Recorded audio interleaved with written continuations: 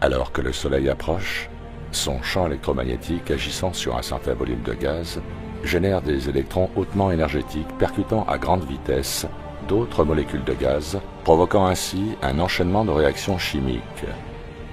Et la lumière du jour en est le résultat.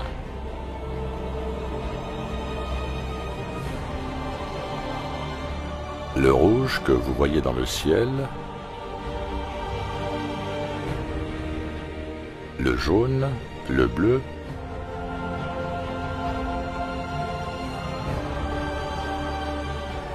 tout ceci n'est pas dû à la réfraction ou à la dispersion. Il s'agit de plasma. Et tout commence là où la réaction se produit, un endroit que j'aime appeler le Soleil. Mais avant de passer en revue la gamme de couleurs, écoutons un défenseur du modèle sphérique.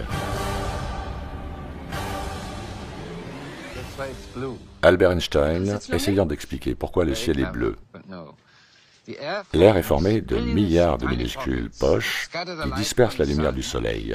Et la lumière bleue, fonctionnant sur une longueur d'onde différente, est la couleur dominante. Sur le modèle géocentrique, le ciel a l'air bleu parce qu'il est bleu. C'est du plasma bleu.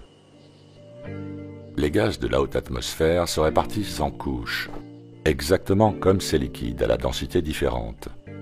Permettez-moi de vous l'expliquer à partir d'un point d'observation de 35 km d'altitude. Cela commence avec l'homosphère et l'hétérosphère, deux sphères dont il ne nous parle jamais. L'homosphère est la couche la plus basse de cet ensemble à deux couches de l'atmosphère, là où l'air est le plus homogène, là où nous avons le meilleur mélange, et qui est notre zone d'évolution. L'hétérosphère est donc la partie supérieure, là où l'air se décompose en fonction du poids des molécules. Ce phénomène se produit à environ 80 km d'altitude et occupe donc le même espace que la ionosphère et la thermosphère. C'est en fait la zone d'évolution des ballons à hélium. Désolé les amis, mais il n'y a pas de tranisphère sur la Terre plane.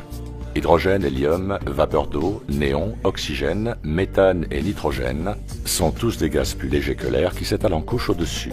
Certaines couches sont une combinaison de gaz à la densité similaire.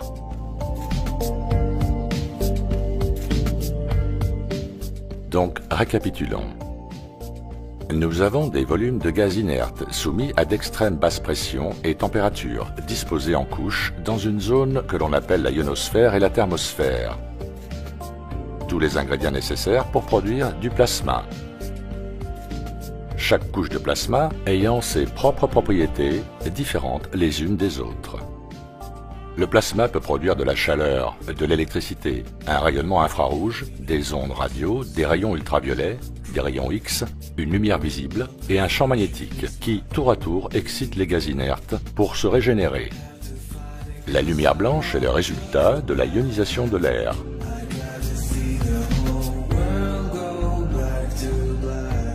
Vous avez devant vous de l'air ionisé en basse pression.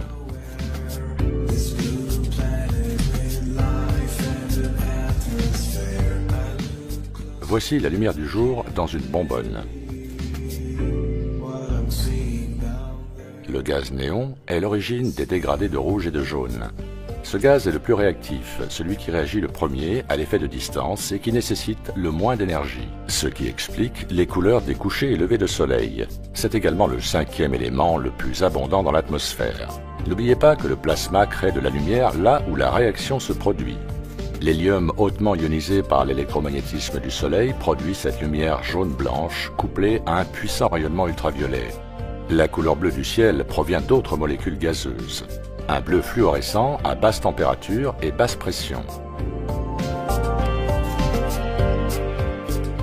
L'influence de l'argon est prédominante dans toutes les nuances de bleu.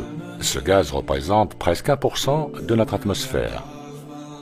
L'argon est utilisé dans l'éclairage pour produire cette lumière bleue. Une très petite quantité d'argon suffit pour influencer les autres gaz inertes à générer un bleu fluorescent. L'argon est aussi utilisé dans les salons UV et dans la soudure. Sa couleur est immanquable.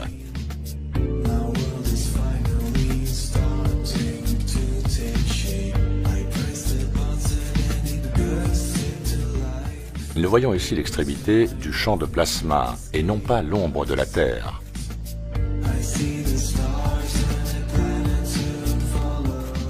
Nous avons là du nitrogène et de l'oxygène ionisés par l'électromagnétisme.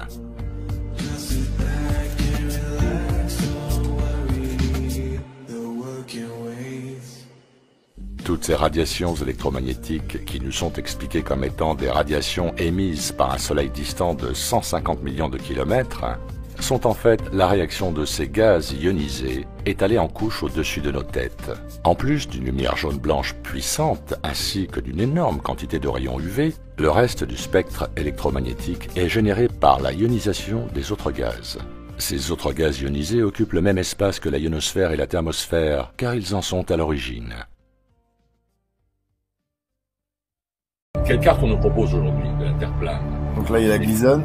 Et le modèle de sa jauge aux terres connues et inconnues, recouvert d'une voûte céleste, et autour duquel tournent le Soleil et la Lune. La Lune, en un mois, fait ce que le Soleil fait en un an.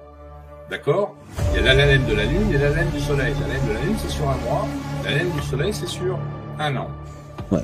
Tu l'as? Tu vois? Ouais, je l'ai, c'est celle-là. Betelgeuse, la géante rouge de la constellation d'Orion. L'astronaute, quand il sort de l'or pour faire des réparations sur l'ISS, on ne voit jamais la Lune. La conjonction entre Vénus et Jupiter. Vénus à droite et Jupiter à gauche. On observe bien une forme d'étoile, la cinématique Ouais. est bien claire sur cette image.